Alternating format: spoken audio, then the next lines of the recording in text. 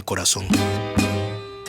Los sube y baja de la economía y la política. Los que dicen y no hacen. Los que se contradicen. La actualidad más candente. Lara y Hernández ya están aquí. Ellos no saben nada y así nos va. Conciudadanas, conciudadanos, sean todos bienvenidos a una nueva emisión de su programa favorito de esta hora. Damos comienzo a una nueva semana, a una nueva jornada de lucha por la opinión libre y la información transparente a través de los micrófonos de su RCR 750 AM, donde lo bueno une. A partir de este momento, como todos los días, estamos trabajando a nombre del gran equipo que encabeza en la gerencia general de la estación Jaime Nestares, en la gerencia de producción Wilix Sarcaya, en la producción Keller Jaramillo, en los controles César González y en la conducción Daniel Lara, quien les habla, Neomar Hernández.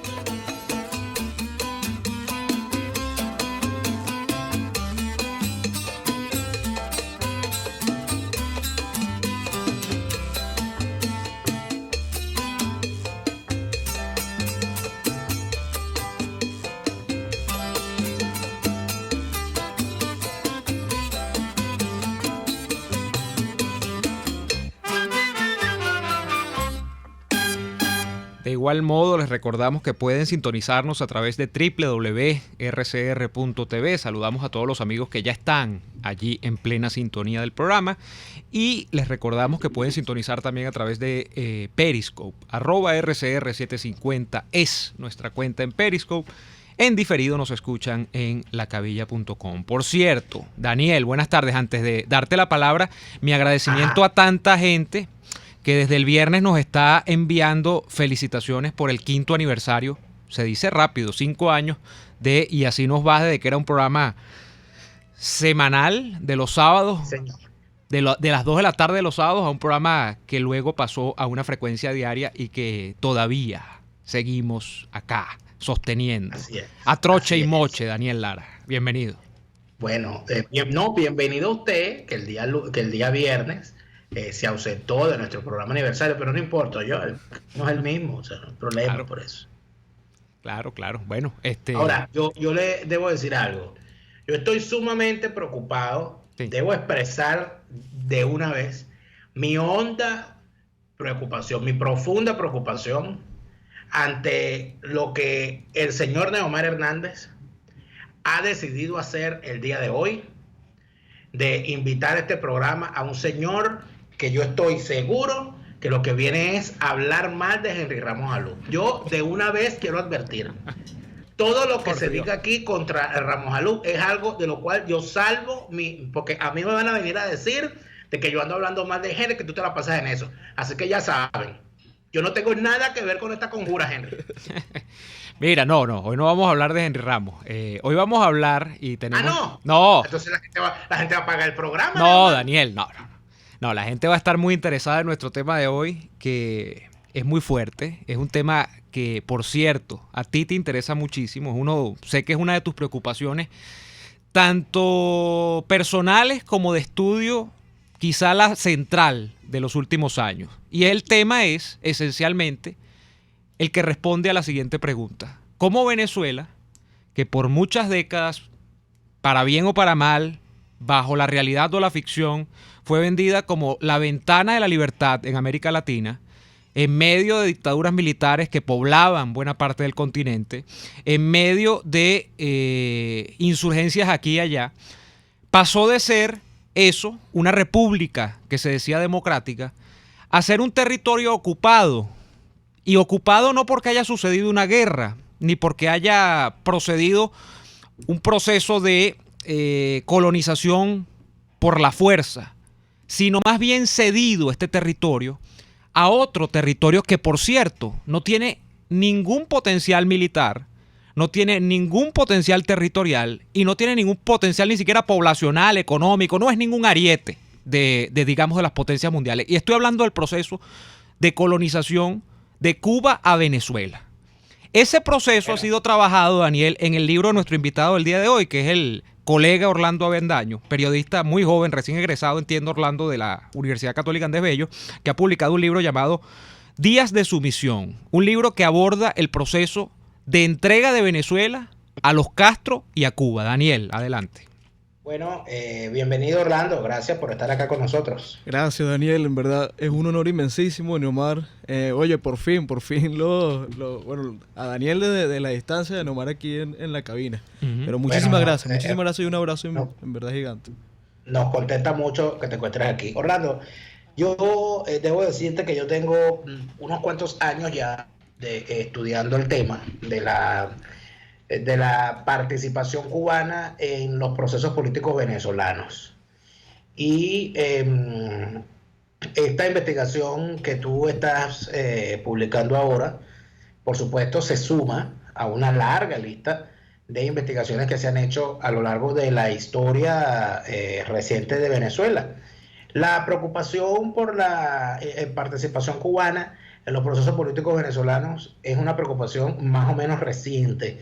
Sin embargo, la intervención, la participación de Cuba en los procesos políticos venezolanos, y yo utilizo adrede la palabra participación y luego explicaré el por qué, sin que esto signifique que yo esté negando la invasión, que la hay, ni que niegue la intervención, que también la hay. Pero más allá de eso, me gustaría saber de qué va esta investigación que has llevado a este libro, y en segundo lugar, por qué te has dedicado y te has decidido a tocar este tema en particular. A ver, la investigación como tal es un ensayo periodístico que, bueno, la hipótesis original era tratar de determinar qué relación pudiera haber entre la Revolución Cubana, entendiéndose desde que se erigió la Revolución Cubana en enero del 59, con luego la consolidación de Hugo Chávez. Es decir, al principio la idea parecía histérica, que era que Hugo Chávez de alguna manera era parte de un proyecto de Fidel Castro. Esto yo creo que se ha escuchado por ahí, se ha especulado.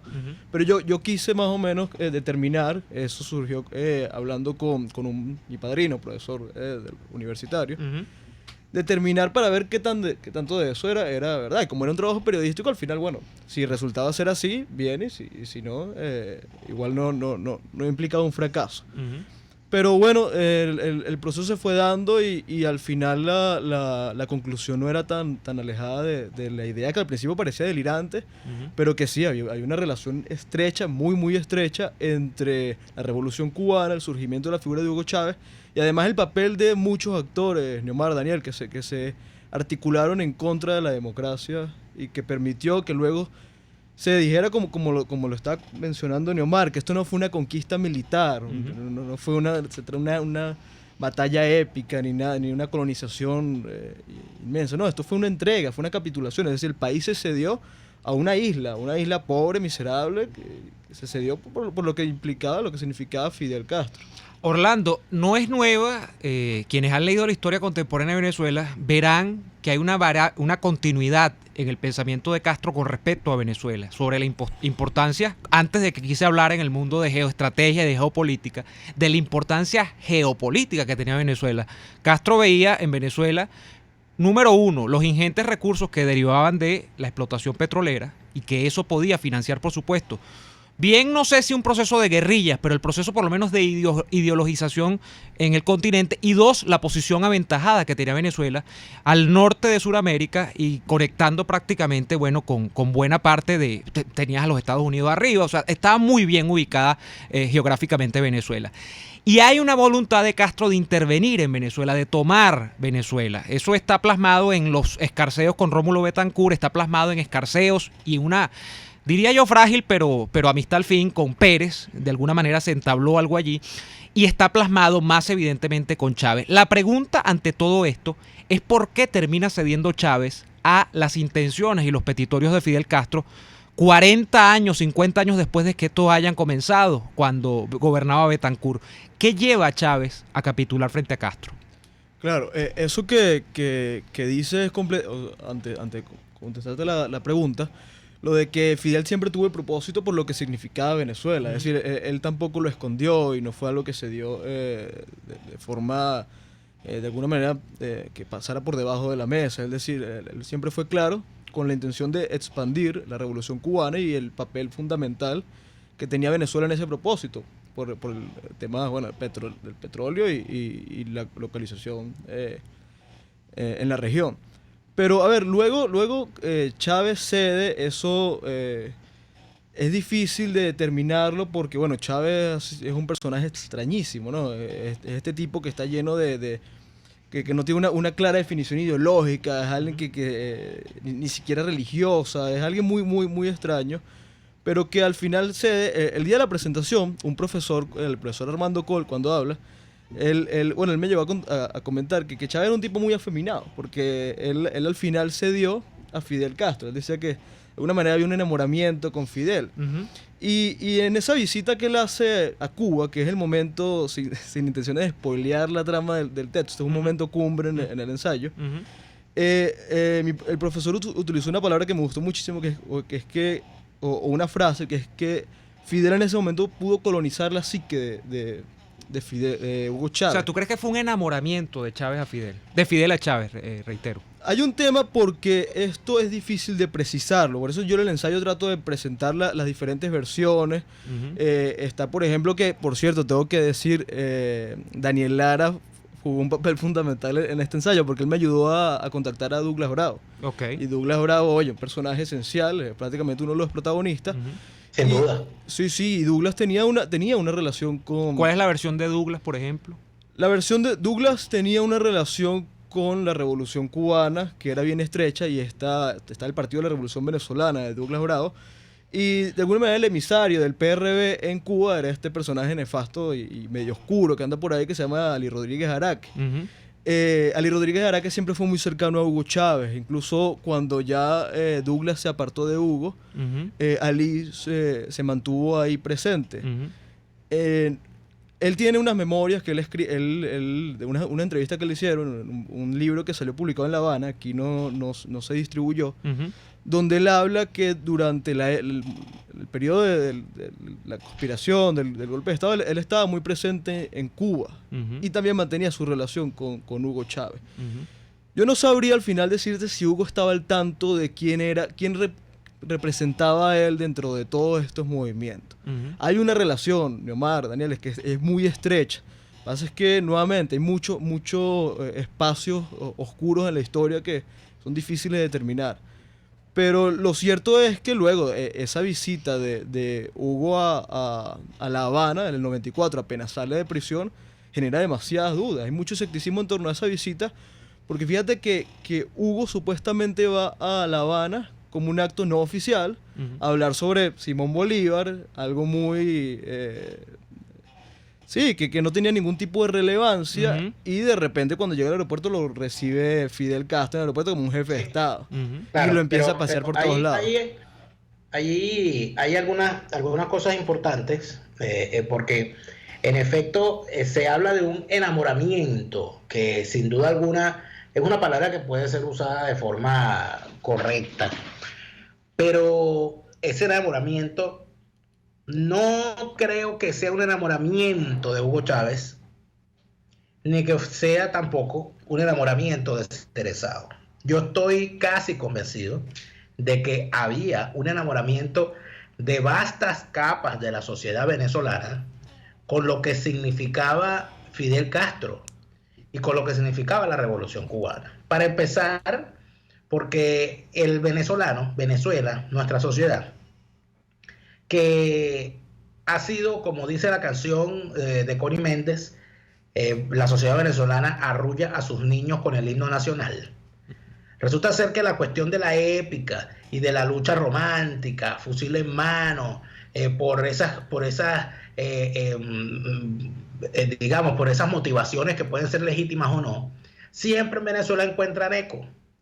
Por eso es que en Venezuela se vendieron durante los años 60 medallitas con la cara de Patricio Lumumba, y que las muchachas se guindaban en el cuello sin saber quién demonios era Patricio Lumumba. Y de alguna manera eso, al tener a un hombre que hablaba nuestro mismo idioma tan cercano, tuvo una repercusión en el país. Pero es que ocurre otra cosa. Antes de que llegara Hugo Chávez, llegaron a Venezuela personajes connotados de la revolución que tenían todo el apoyo y el eco en las clases medias venezolanas. Y me estoy refiriendo a Pablo Milanés y a Silvio Rodríguez. Usted iba para el 23 de enero y no escuchaba ni a Silvio Rodríguez ni a Pablo Milanés. Eso lo escuchaba la clase media venezolana. Entonces, cuando usted se da cuenta de que en efecto había una vinculación, los productos culturales de la Revolución Cubana permearon en la sociedad venezolana, es que ahí había un caldo de cultivo. Sin duda alguna. Yo no sé si de alguna manera lograste detenerte en ello, Orlando. Orlando, vamos a hablar de eso que yo englobaría, Daniel y Orlando, como el marxismo cultural o un profidelismo, un procomunismo cultural instalado en algunos sectores bien particulares de la sociedad venezolana. Sobre eso podemos hablar a la vuelta de este corte porque tenemos que hacer la pausa, Daniel. Vamos a ir al corte comercial y venimos con Orlando Avendaño, periodista que ha publicado su primer libro, el primero de muchos seguro, Días de Sumisión. Hace pocos días ha publicado Días de Sumisión. Ya venimos con más de Y Así Nos Va. Usted escucha Y Así Nos Va con Daniel Lara y Neomar Hernández, solo por RCR 750 AM. Son las 4:18. Il Sapore de la Nonna se ha convertido en el punto de encuentro de quienes quieren disfrutar de una buena pasta, de un espectacular risotto o de deliciosas pizzas. Anímate a probar el asado con tocineta y champiñones, el Gordon Bleu acompañado con pasta al filetto, los raviolis de carne, pollo o ricota y espinacas con sus deliciosas salsas del día, la tradicional pasta Frank Sinatra con camarones y lomito. Eso y muchas cosas más las consigues en Il Sapore de la Nonna. Visítalos en la Avenida Victoria, muy cerca de la bomba de gasolina Guayana. Il Sapore de la Nonna, el sabor de Italia en Caracas. Después del programa siempre me provoca un dulce. ¿Qué mejor que matar el antojo con un rico helado de Il Cuore di Gelato? Los maestros del helado artesanal italiano. Las bajas de azúcar tienen remedio con los ricos helados que preparan en Il Cuore di Gelato. Stracciatella, brownie, amarena, Nutella y un sinfín de sabores impresionantes. Visítalos en el nivel feria del Centro Comercial Multiplaza El Paraíso, frente a las escaleras mecánicas. Il Cuore di Gelato, helados que llegan al corazón. Puedes seguirnos en nuestras redes sociales. En Twitter, @RCR750. La radio que se ve. Miedo de consultar a un urólogo. Cualquiera sea el problema, la Unidad Urológica Integral Urodermi tiene la solución. Cuentan con la más avanzada tecnología en robótica y otras técnicas en cirugía mínima invasiva. Piso 1 de la Policlínica Metropolitana, 985-1768. Urodermi, Unidad Urológica Integral. Les estamos presentando Y Así Nos Va, cuando se tiene algo que contar, con Lara y Hernández, solo por RCR 750 AM. Orlando, estamos de vuelta con Orlando Avendaño. Favorito de esta hora. Había dejado una pregunta, Neomar, a nuestro invitado, sobre la penetración cultural, que no era nada más un enamoramiento de Chávez, sino que parece que fue un enamoramiento de vastos sectores de la sociedad venezolana con Fidel y con la Revolución Cubana, Orlando. Sí, eso está en el ensayo, porque yo lo menciono como una especie de complejo y una incapacidad o una cobardía de parte no solo de la sociedad, sino de la élite venezolana, la intelectualidad, que en los momentos más delicados de la democracia se articularon se expresaron para ayudar a sepultar esa democracia. Lo vimos en el 89 con la visita de Fidel a la toma de posesión de Carlos Andrés, el papel de la intelectualidad. Y bueno, lo que dice Daniel es importantísimo y sí lo menciono.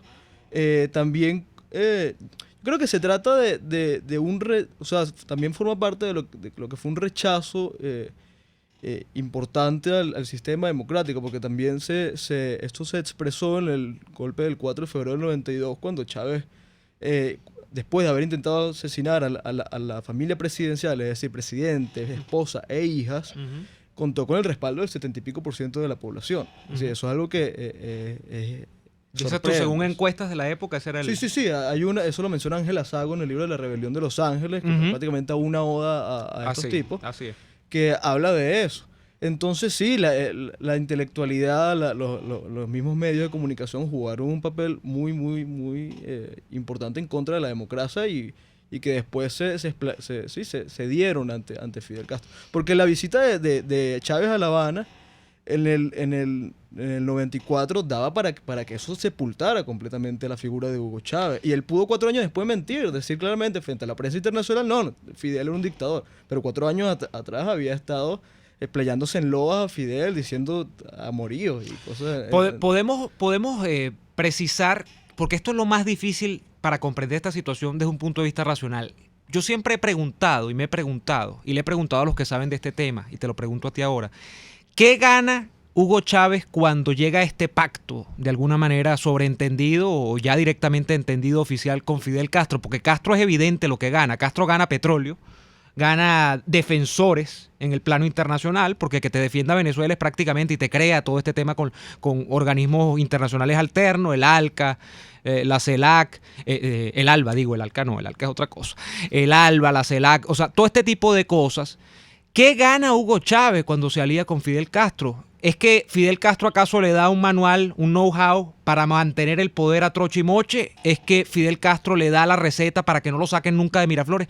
Al final de cuentas, ¿qué gana? ¿Por qué Chávez le da tanto? ¿A cambio de qué? Porque además no fue una relación equitativa, es decir, fue una relación de completa subordinación.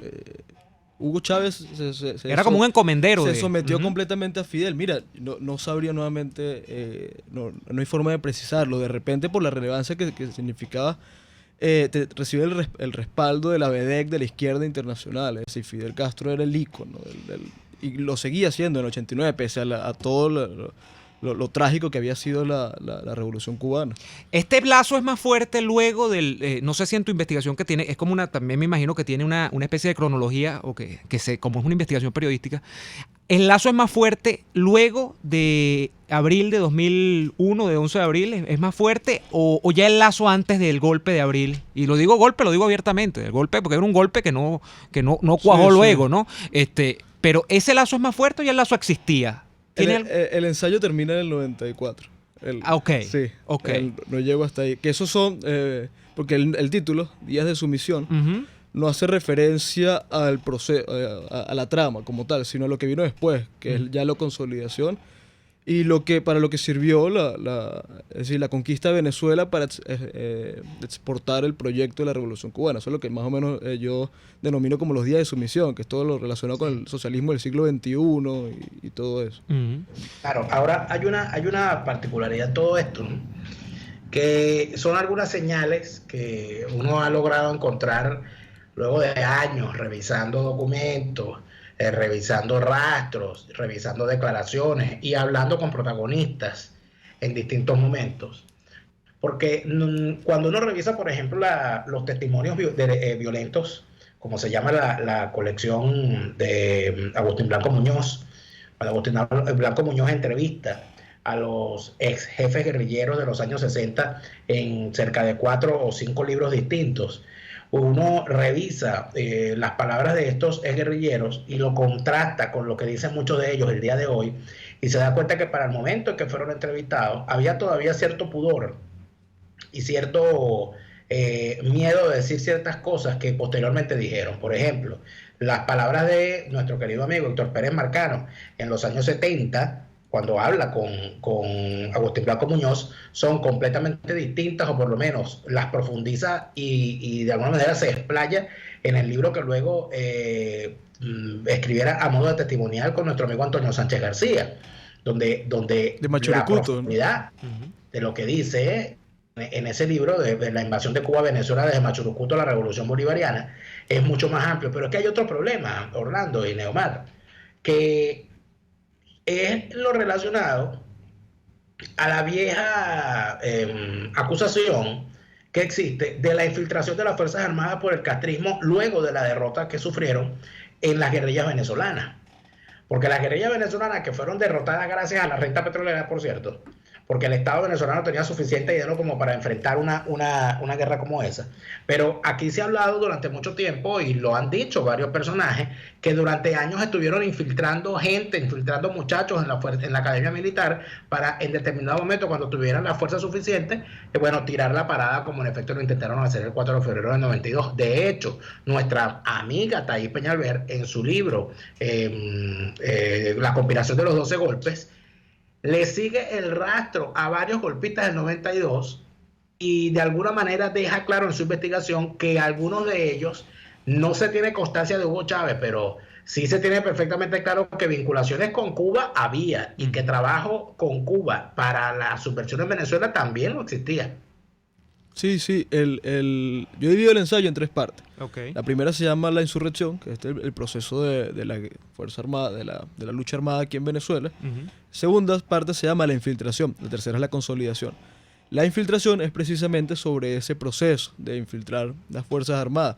A mí Douglas Bravo me reconoció que ellos infiltraron a varios, incluso antes militantes comunistas. Y bueno, eso permitió que luego en puestos de designación de personal, todo ello, y eso todo se fue articulando y se fue dando. Hugo Chávez, en un libro de entrevista con Ignacio Ramonet, él de forma muy ingenua lo llama la mano invisible. Es que Chávez terminó siempre en puestos muy convenientes para su propósito. Uh-huh. Y sí, sin duda el papel de la Revolución Cubana, quizá durante este periodo no de forma directa, pero sí indirecta está muy presente. Es lo que llaman las logias militares, ¿no? Sí, sí. A eso, o sea, tú confirmarías lo que ya decía Thais Peñalver en ese libro. El libro de Thais Peñalver me ayudó muchísimo, por cierto. O sea, que hay muchos hallazgos allí que comparten, me imagino, donde, como dice Daniel, se rastrea el origen de muchos de estos personajes que luego insurgen y que ocupan puestos de comando, pero ya con Chávez en la presidencia. Bueno, ¿no? parte de repente uno de los hallazgos que pude plasmar en el ensayo es que cuando fracasa la lucha armada, cuando ya se hace un proceso inviable, uh-huh. Douglas ordena la creación en Barinas, se lo ordena a un compañero militante del PRB, uh-huh. José Esteban Ruiz Guevara, uh-huh. en Barinas, de unas denominadas escuelas de cuadro. Las escuelas de cuadro están influenciadas de las escuelas de cuadro cubanas. Uh-huh. En estas escuelas de cuadro estuvieron Reyes, Hugo Chávez y otros que también convenientemente terminaron en la academia. Uh-huh. Entonces hay una relación, sí existe una relación. Uh-huh. Es muy evidente eso, no es que salieron de la nada.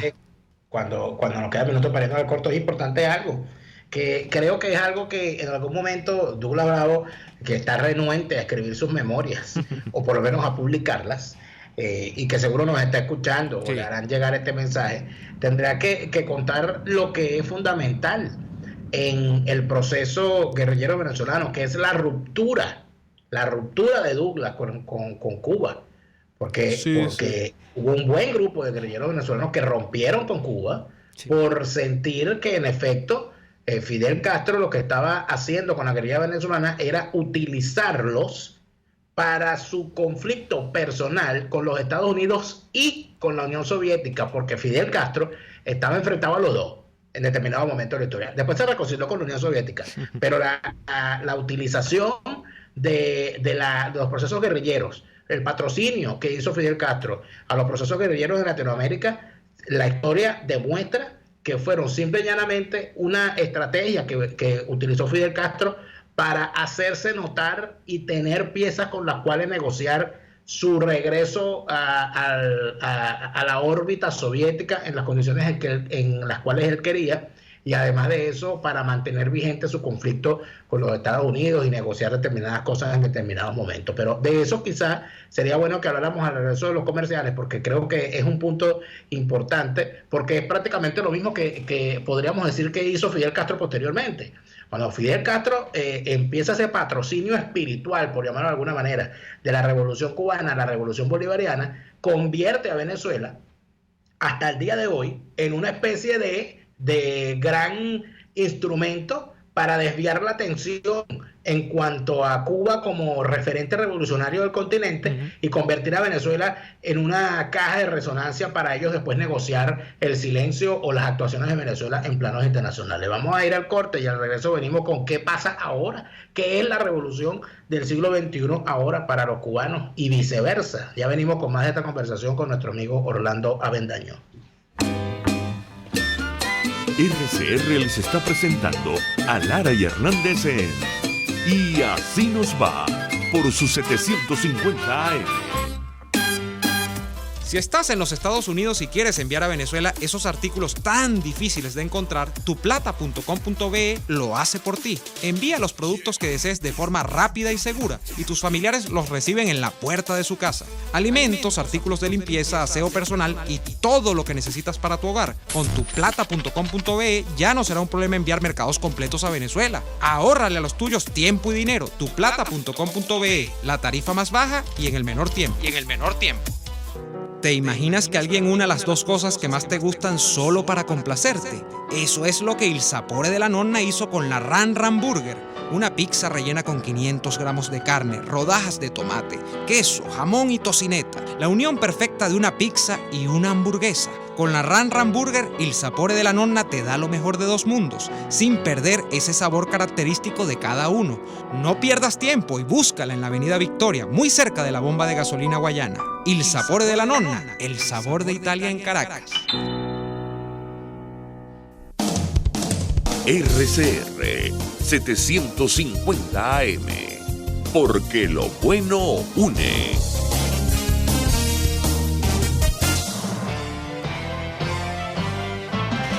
A las 6 de la tarde, la entrevista. Siempre damos la cara. Exponemos nuestra opinión, duélale a quien le duela. Y difundimos la voz del pueblo porque es la voz de Dios. A las 6 de la tarde, la entrevista. Soy Miguel Ángel Rodríguez y estoy contigo por RCR, porque lo bueno une.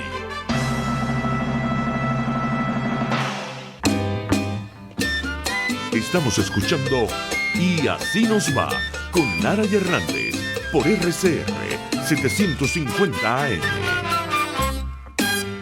De vuelta, estamos con Orlando Avendaño, periodista y autor de Días de Sumisión. Daniel, antes de dar paso a lo que tú querías traer a colación, que es la discusión de la Cuba de hoy y de qué pito toca Venezuela en la Cuba de hoy y en esto que parece una negociación prolongada con respecto al papel que va a tener Cuba en Latinoamérica y en el mundo, yo quiero preguntarle a Orlando, y se lo preguntaba informalmente en el corte, por las entrevistas que hizo. ¿Qué entrevistas va a conseguir el lector en Días de Sumisión? Porque me llamó la atención en las reseñas que están en la web que se habla de, por ejemplo, entrevistas a Cliver Alcalá Cordones, personaje muy polémico, a Douglas Bravo, que ya lo mencionabas, y yo te preguntaría, por ejemplo, ¿cómo fue este proceso de entrevistas? ¿Algún personaje lo notaste especialmente dificultoso para compartir información? Por ejemplo, Cliver, el propio Cliver Alcalá Cordones. ¿Qué tal la entrevista con Cliver Alcalá Cordones? Con Cliver fue sencillo hablar. Cliver, claro, hablamos sobre el proceso de la conspiración del MBR.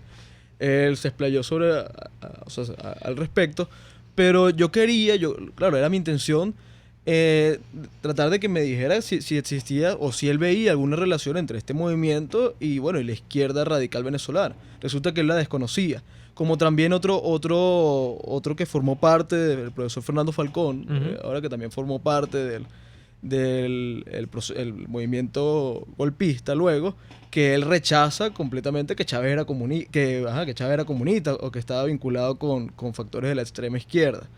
Pero él no tuvo ningún problema. Él me habló abiertamente sobre el tema, con el que sí se notaba que que le gustaba llevar la batuta durante la entrevista, era Douglas Bravo. Hubo temas que Douglas Bravo prefirió apartar de alguna manera, que es el relacionado con la revolución cubana. Eso él no, sentí, eso fue lo que percibí, que no era un tema sobre el que tuviera el interés en explayarse. No sé si realmente es algo porque le incomoda, porque no quiere decir algo, realmente no lo sé. Sé que en la entrevista hablamos obviamente bastante de eso, era mi intención sacarle eso. Pero bueno, lo que pude sacar está ahí en el trabajo, que lo pude también de alguna manera contrastar con otras versiones, con otros textos que encontré. Ok. Daniel. Fíjate que hay una gran... Lo que pasa es que evidentemente a muchos excombatientes de la época les preocupan decir hoy todavía algunas cosas, porque cuando tú revisas, por ejemplo, hay unos que son más desfachatados. Por ejemplo, este señor Américo Martín, cuyo 2 tomos, solamente por razones de investigación, ¿verdad? Tuve que padecer el suplicio de leer sus 2 tomos de memorias. Entonces me leí los 2 tomos de memorias del señor Américo Martín, solamente recuerdo por razones académicas.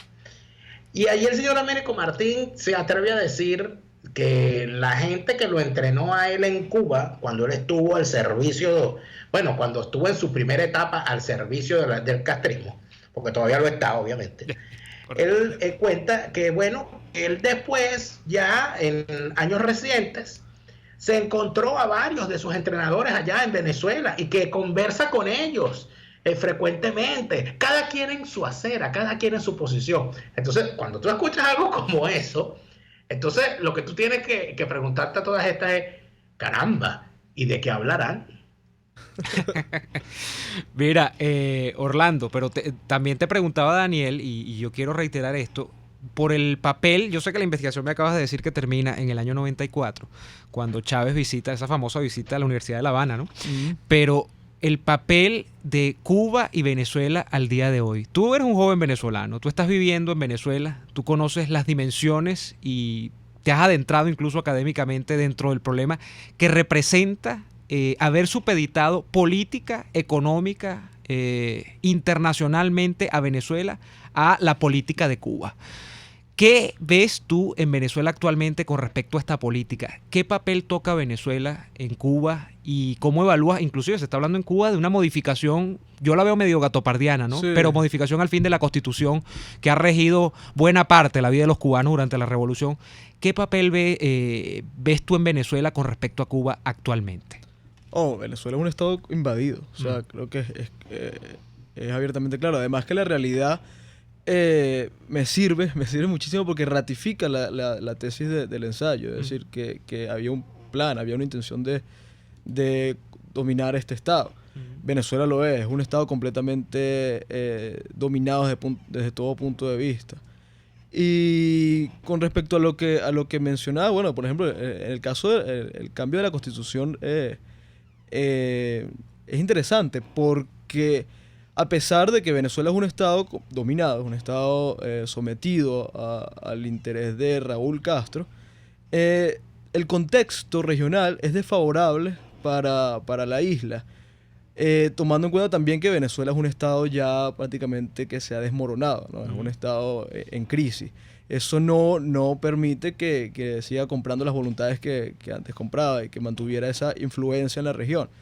Al ser un estado en crisis y al tener un contexto desfavorable, bueno, ahora vemos, yo lo percibo así, que es que hay una intención de hacer la revolución cubana más potable en el contexto de la región. Pero claro, que eso no trasciende al hecho de que el totalitarismo se vea afectado, pero sí que sea más potable. Y ahora lo ve también, creo que el factor Trump juega un papel fundamental porque Trump zapateó de una los acuerdos de Obama-Castro, que eso evidentemente favorecía muchísimo a los Castro, y yo creo que ellos tienen un interés en volver a eso, tomando en cuenta que Venezuela ya no permite a La Habana tener la influencia y tener el alcance que antes tenía, porque se vino abajo. Venezuela está completamente acabada. Sí, pero bueno, hay algo interesante en todo esto, porque la gran pregunta ahora sería, ¿de qué manera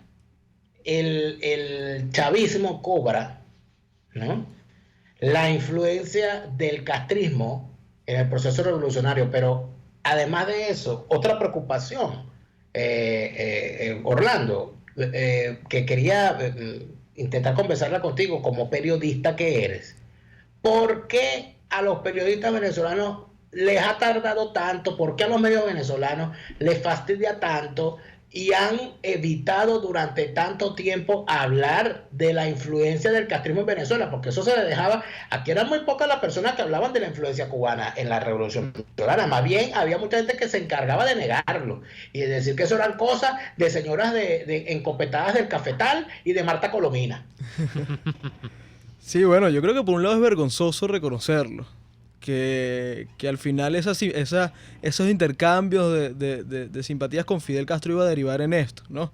El hecho de escribirle una carta donde te averías completamente ante una visita de Fidel Castro iba a terminar en esto, que después nos iban a dominar y a mantener en este estado de subordinación. Creo que es vergonzoso por ese lado admitir que, bueno, que tenían razón los que en ese momento eran medio voces histéricas. Pero por otro lado es porque, no sé, hay una especie de negación de la realidad constante en los medios, en la dirigencia política, en la intelectualidad, que es lo que evita que, por ejemplo, hoy se diga que, bueno, que esto es una dictadura, pero de repente todavía es posible optar por una alternativa democrática para lograr una salida. Pero yo tengo una hipótesis, Orlando, que a Neomar no le gusta.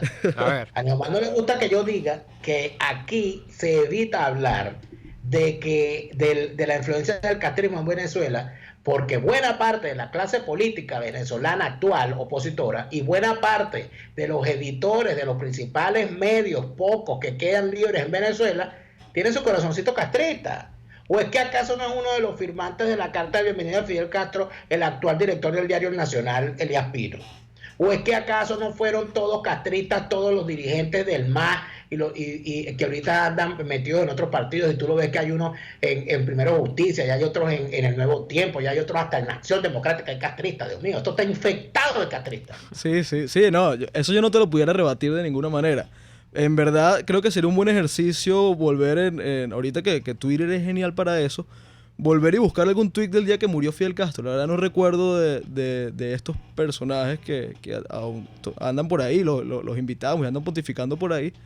Pero que sí, yo no te pudiera rebatir esa tesis. Yo creo que pero es mucho posible. Más sencillo.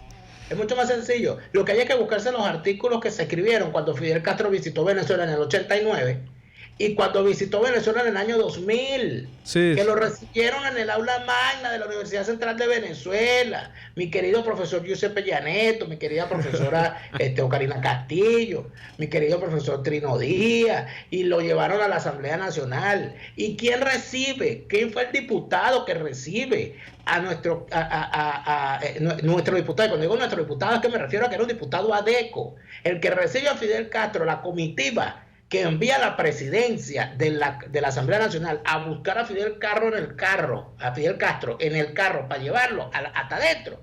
Era Pastor Eidra. Pastor, no te vayas a molestar porque yo estoy diciendo que tú eres castrista también, porque lo eres. Pero así fue. Mira, sobre este ambiente, Daniel y Orlando, tenemos a Orlando Avendaño el día de hoy con nosotros, que ustedes están caracterizando. Nos pregunta Luis Herrera Orellana desde Chile. ¿Piensa el autor que ha habido un reconocimiento de las universidades, profesores e intelectuales de su culpa y responsabilidad directa en la llegada al poder y sostenimiento del chavismo, por esa filia de aquellos a las ideas socialistas que este último enarbola? ¿Tú sientes que ese mea culpa luego de la carta de loas y bienvenida a Fidel ha llegado? ¿O que más bien la gente escurre el bulto en este sentido? No la hay. Y esa también es parte de la intención del ensayo, que es señalar responsables. Porque no se trata solamente de Fidel Castro o de la izquierda radical, sino que hubo muchos actores que hoy identificamos con la socialdemocracia, con la izquierda moderada, incluso de otros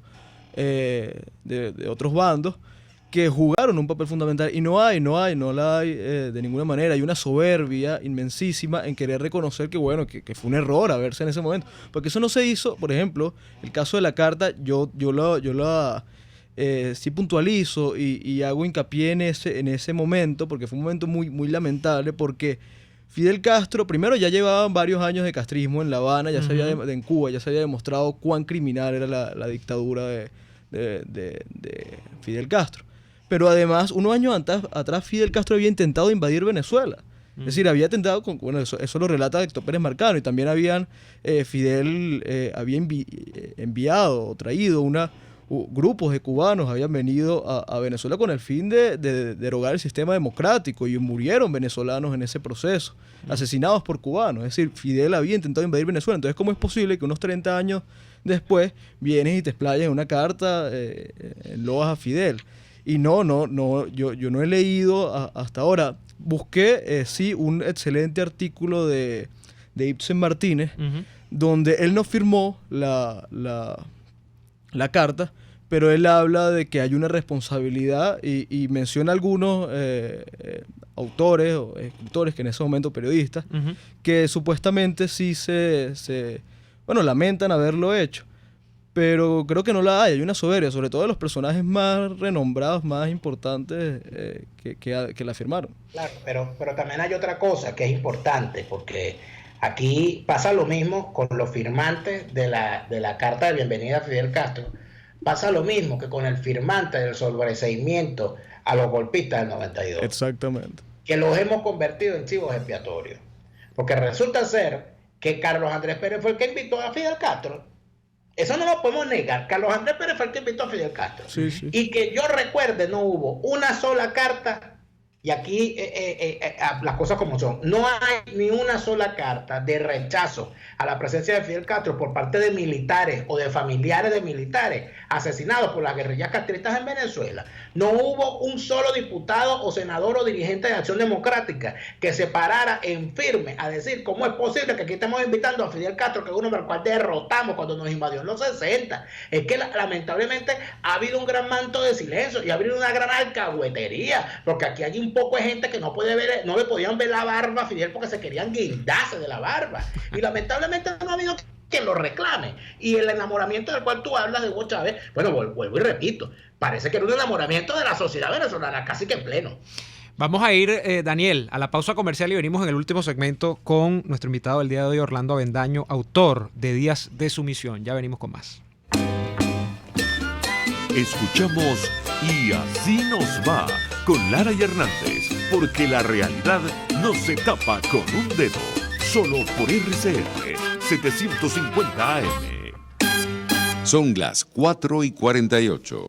Hay muchas empresas de courier, pero solo una con la que envías rápido, seguro y al mejor precio. En tuplata.com.be manejan tiempos récord. Despachando los viernes, recibes tu paquete a los 3 o 4 días, si el envío es aéreo, y a las 3 o 4 semanas, si es marítimo. Y si vives en el interior del país, no te preocupes. Tuplata.com.be tiene cobertura nacional. Entregan directo en Maracay, Valencia, Barquisimeto, Maracaibo, Puerto La Cruz, Puerto Ordaz y Maturín. Puedes pagar en bolívares.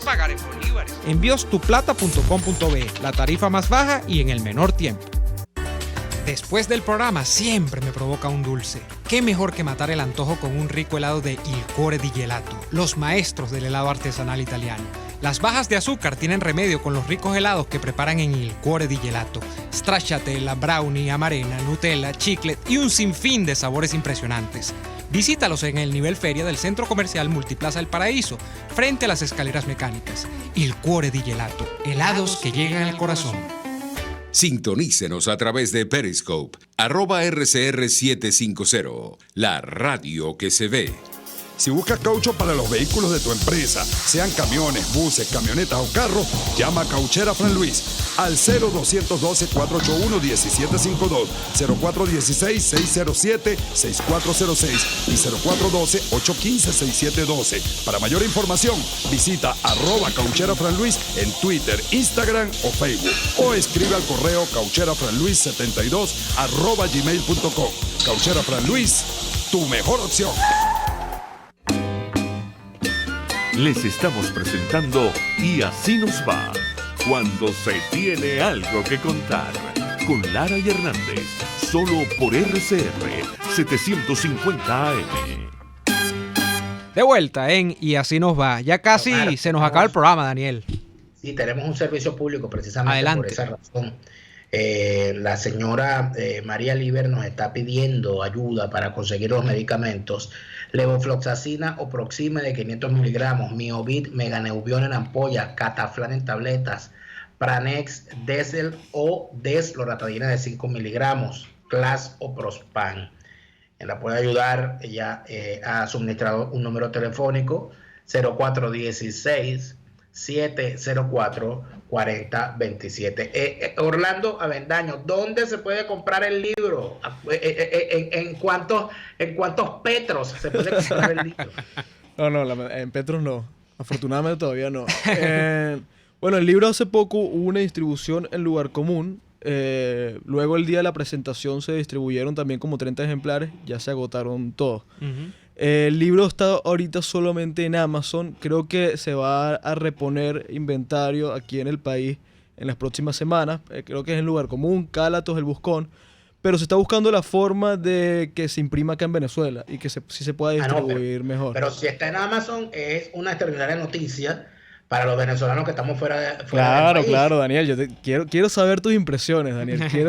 Porque, bueno, quiero por supuesto leer ese libro y ojalá pronto se pueda.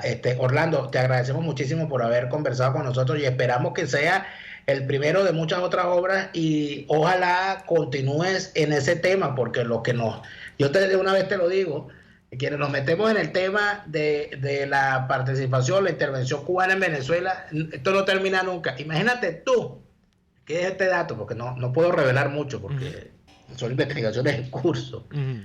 Pero la investigación con respecto a la participación cubana en los procesos políticos venezolanos empieza, o yo conseguí junto a otros investigadores un dato que viene de la independencia de Venezuela, del proceso de independencia, con una gran estampida que hubo en Venezuela cuando definitivamente gana el bando patriota.